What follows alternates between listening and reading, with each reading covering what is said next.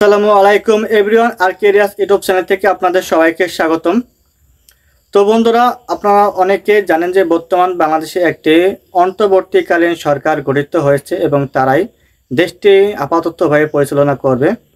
তো অনেকের মাঝে একটি প্রশ্ন রয়েছে যে ভাই, আপনার এতদিন তো বাংলাদেশে যত সরকারি চাকরি নিয়োগ বিজ্ঞপ্তি হয়েছে বা পরীক্ষা হয়েছে, প্রত্যেকটা পরীক্ষায় কিন্তু কম বেশি অনেকটাই দুর্নীতি ধরা পড়ছে। প্রত্যেকটা বললে ভুল হবে, ম্যাক্সিমাম যে পরীক্ষা সরকারি চাকরির যে পরীক্ষাগুলো হয়েছে আপনার নবম গ্রেড থেকে 20তম গ্রেড পর্যন্ত প্রত্যেকটা গ্রেডে কিন্তু কম বেশি করে আপনার আসলে দুর্নীতি ধরা পড়ছে। ইভেন বিসিএস যে একটি পরীক্ষা বাংলাদেশে মানে পিএসসির আন্ডারে, সে বিসিএস পরীক্ষার প্রশ্নপত্র ফাঁস হয়েছে, সেটাও কিন্তু আমরা অনলাইনে দেখতে পাচ্ছি।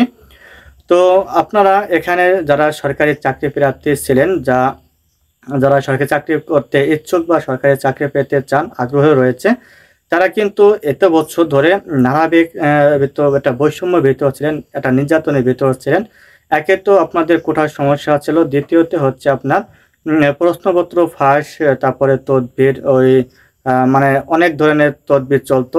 তো যার কারণে আসলে যারা জেনুইন মেধাবী তাদের চাকরি পেতে অনেকটা কষ্ট হয়ে যাইতো। তো অনেকটাই কষ্ট হইতো বলতে কি, চাকরি পাওয়া প্রায় অসম্ভব হয়ে গিয়েছিল এই আওয়ামী লীগ সরকারের অধীনে। বা আমি সরকারের দোষ বা কারো দোষ দিব না, এখানে মূলত সমস্যাটি হচ্ছিল আমাদের সিস্টেমে। যে সিস্টেমটা এমন হয়েছিল যে যার টাকা আছে এবং যে ঘুষ দেওয়ার মতো সামর্থ্য বা যার বড় হাত রয়েছে সে শুধু চাকরি পাবে, তাছাড়া আসলে মেধাবীতে চাকরি পাওয়াটা টাফ হয়ে গেছিল।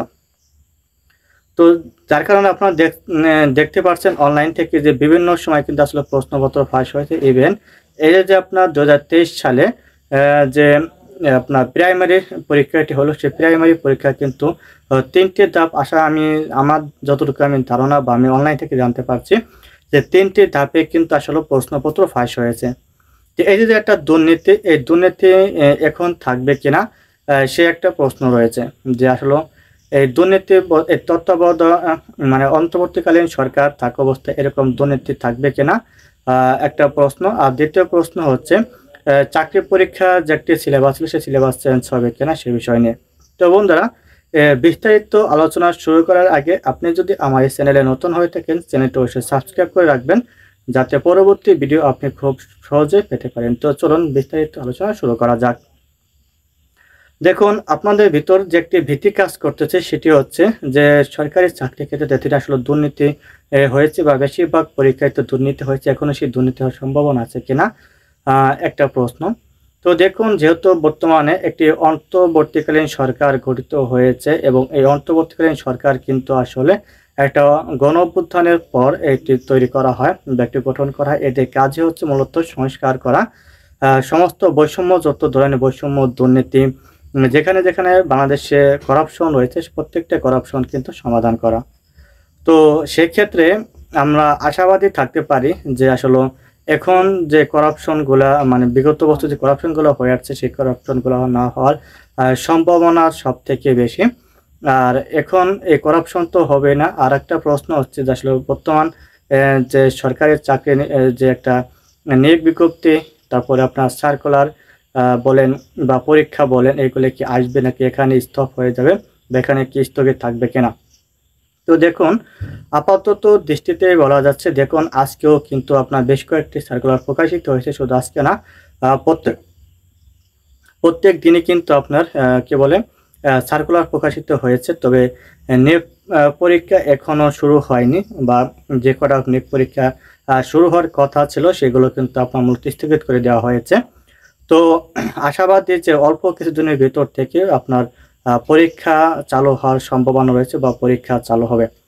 তো আপনারা করতে পারেন কি, আপনারা এখন ধৈর্য সহকারে পড়াশোনা শুরু করতে পারেন। আর আপনার এতদিন যে বৈষম্যের শিকার হয়েছেন, আশাবাদী এখন আর সেই বৈষম্যের শিকার হবে না। এখন আপনার নিজের যোগ্যতা যদি থাকে, আপনি নিজের যোগ্যতায় সরকারি চাকরিটি লুফে নিতে পারবেন। তো এখনই হচ্ছে আপনার সর্বোচ্চ সময়, এই সময়টুকু কাজে লাগান। এই সময়টুকু কাজে যদি লাগাইতে পারেন, আশাবাদী যে আপনি অনেক ভালো কিছু করতে পারবেন। আর বর্তমান প্রেক্ষাপটে যে সরকারি আপনার ক্ষমতা লাভ করে না কেন, দুর্নীতি যদি কেউ করে আর যদি এটা প্রমাণিত হয়, তাহলে অবশ্যই তাকে হিসাব নিকাশ করে আসলে এটা ব্যবস্থা নিতে হবে। কারণ কি, দেশের জনগণ এখন কিন্তু সে বোকা বা ওই ধরনের জনগণ নেই। দেশের জনগণ বর্তমানে যথেষ্ট সচেতন। তার থেকে সব থেকে বেশি সচেতন হচ্ছে আপনার বাংলাদেশের যে ছাত্র সমাজ তারা। তো বুঝতেই পারছেন দেশের যে অবস্থা চলতেছে এখন আসলে দুর্নীতি হওয়ার পসিবিলিটি খুবই কম।